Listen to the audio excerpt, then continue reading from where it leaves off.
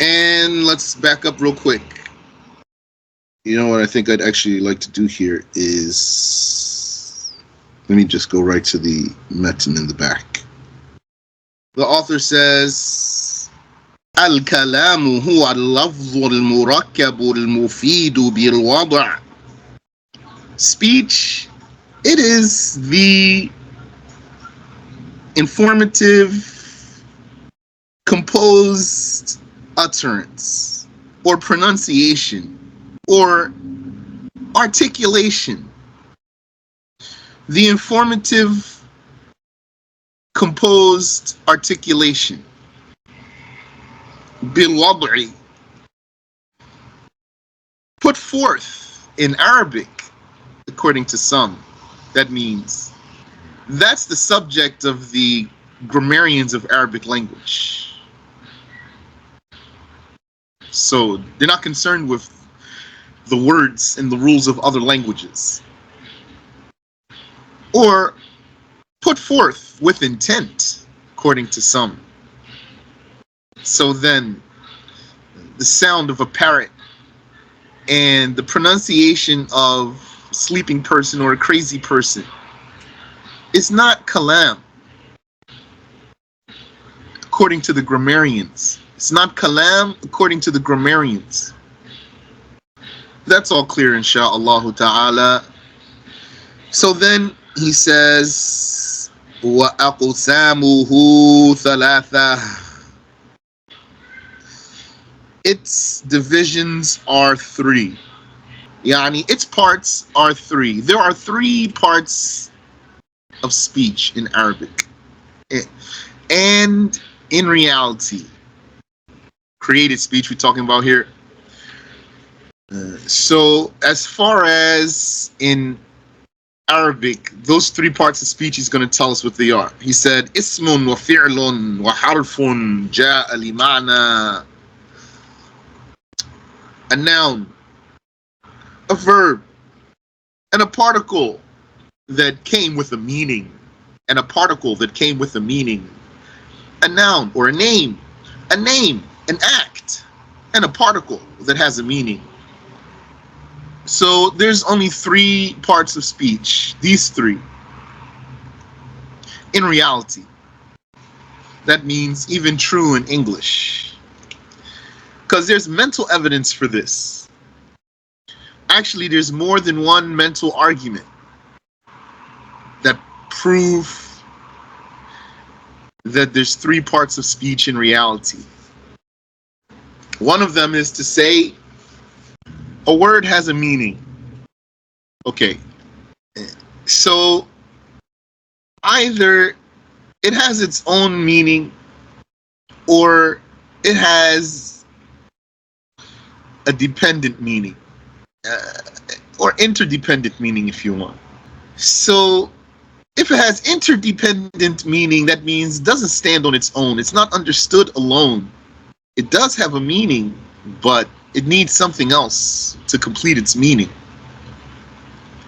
Then this is a particle. If it has its own meaning, then either this meaning is related to time or not.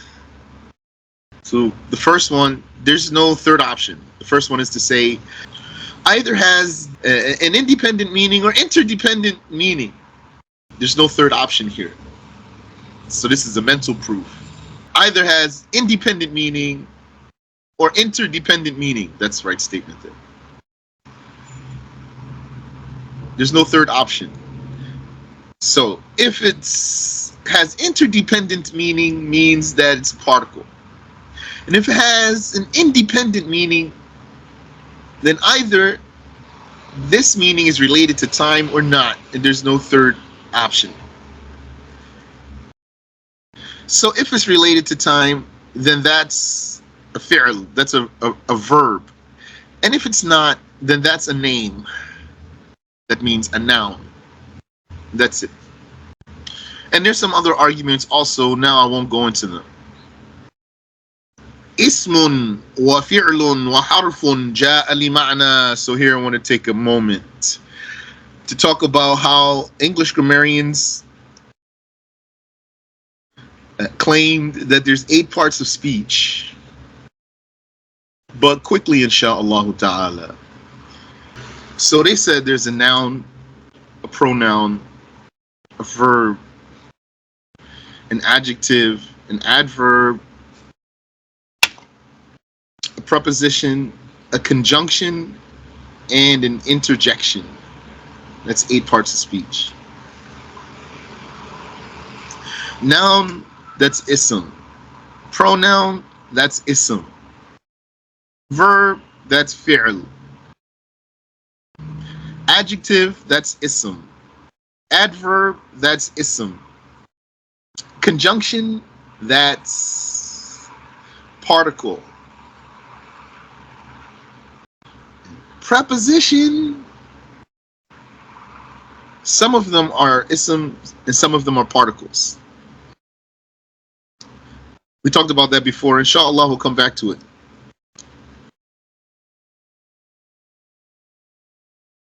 And interjection,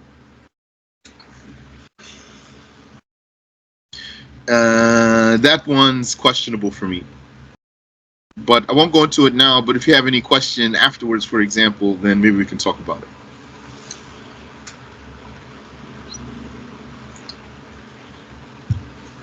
Yani, it has to go back to one of the 3, though. Whatever interjection really is, and sometimes it's going to be an ism. Is it always ism, or is it some form of something else? Is it like some kind of a fi'l in a way, or Allahu A'lam. But there's only 3 parts.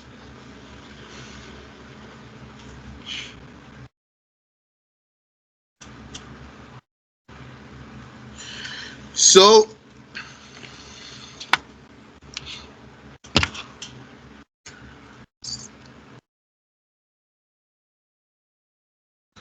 he says ismun wa fi'lun wa harfun ja'a li ma'na. Yeah. Did I mention the particle in English? Yeah, I said the conjunction is a particle. And the preposition is sometimes an ism and sometimes it's a harf. Yes, that's a particle. That's a particle. Yeah. Oh, did I mention, you meant to say the article. Did I mention the article? Yeah, but don't you know they say that those are adjectives? That's what I have. That's what I saw in my research. They say the definite, they say the article is an adjective. The article is a harf. So he says, ismun wa fi'lun wa harfun ja'a li ma'na. A name, an act, and a particle that came with a meaning. So the name, already defined these for you. So I'm going to repeat right here. The name, the ism, the noun, it is a word that has a meaning, an independent meaning, and is not related to time. Like Bait, house, or Zaid, that's a man's name. Fi'l, that's a word that has an independent meaning, and it is related to time. There's 3 times: past, present, and future. Arabic has a verb for the past in particular, and it has a verb for the future in particular, and it has a verb that can be for the present or future. Not for the present in particular, though.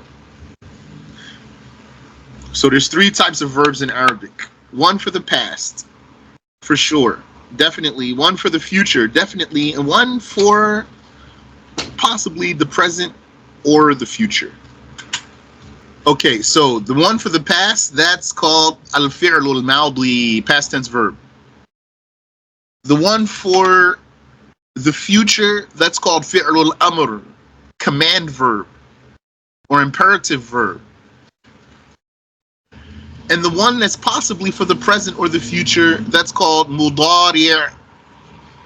Mudari'. Mudari'. We're going to call that the present / future verb, or something like that. I might say sometimes the present verb, or I might even say sometimes the future verb, because the scholars, they say that. Sometimes they say al-hal, they mean fi'l mudari'. That means present. And sometimes they say fi'l al-mustaqbal, the future verb, and they mean al-fi'l al-mudari'. So sometimes I might say present, or I might say future, and I'm talking about the fi'l al-mudari', not the command. Should be clear when it happens, inshallah. Or I might say present / future verb. And I'll remind you, the fi'l al-mudari' is not more evidently for the present or the future. Rather, it is muhtamal. That means it's equal in its meanings. None of its meanings is the more apparent one. If a word has two meanings, and one of them is the one that stands out more, that's called zahir, the apparent meaning. If a word has two meanings, and neither of them stand out more, then that's called muhtamal. That means possibly bearing different meanings, or something like that. Fi'l mudari' is muhtamal, unless you have evidence to specify it for the present or the future, then it could be for either one. That's the rule. So ismun, a name, which is a noun. Wa fi'lun, a verb. Wa harfun, and a particle. Ja'a li ma'na, a particle that came for a meaning. Meaning, came with a meaning. It came having a meaning. A particle that came having a meaning. It's possible for us here to translate that in even more literal way. A name, an act, and a letter that has a meaning. But a harf here that we're usually going to call particle, not going to call it letter. It could be made of more than one letter. It's going to be at least one letter. And it could be as many as 5 letters, like lakin, lam, alif, kaf, noon, noon. But you don't write the alif, so you're only going to write 4 letters. Ja'a li ma'na, it came with a meaning. What does that mean? It means that a lamb with a kasra, for example, would have some meaning that it contributes to the articulation, as opposed to a lamb with a kasra that's independently meaningless. When I say independently meaningless here, I mean just as being a lamb only. It has no meaning at all. It's meaningless. Independently, it's meaningless. Harf is not meaningless. It's just not independent. It's not independent, but it's not meaningless. It has a meaning. So if you say, here, I'll write it. If you say lisan, here's a lamb with a kasra. If you say al-malu li Zayd, al-malu li Zayd, here's also a lamb with a kasra. So the first one in lisan, it doesn't have any meaning. It's just a building letter. That's called harfu mabna, a building letter. You use those to build words.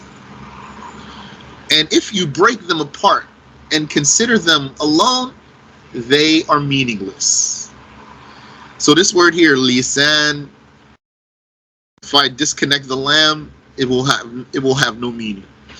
But when we say al-malu li Zayd, the money is for Zayd, li Zayd, for Zayd. So this li, this lam with the kasra, it has a meaning, although it's a dependent meaning. So then, if it has a meaning, it is a harf. Yani, if it has a meaning, it is a kalima, rather. It is a kalima, a word. If it has a meaning, it's a kalima, a word. And the type of word this is, because of its dependent meaning, is harf. Now, I think this is all clear so far. If you have a question, go ahead. Before I move on, I want to give you a benefit. You would have in Arabic sometimes a letter that has a meaning, but it's not a word. Yani, it's not a kalima. Such as, if you say Muslima, what's this tat here? This tat has a meaning. Or if you were to say Huwa yasjud, Hiya tasjud. So here, this ya has a meaning, and this ta has a meaning. These are not words, though, because their meaning is so dependent that disconnecting them is disregarded. If that's not clear, let me know, please. So what do you call it then? You call it, anyone know? 5, 4, 3, 2, a sign. He said a sign of masculinity or femininity. So it would have been enough just to say a sign, because there's many things like this. Even this meme here, in Muslima, that's an example. Alama, a sign. So let's see, what did Hamza Yusuf say here? It says, we are here. It consists of only 3 parts. وَأَقْسَامُهُ ثَلَاثَةٌ. Okay. He used the word parts also.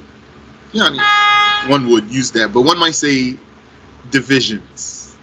But if you wanted to match, if you wanted to translate what the English terminology would be, you'd say part. The noun, the verb, and the particle, which has signification, that means has a meaning. Okay. Yeah, that's pretty straightforward. Now he wants to start talking about how you can know an Arabic noun.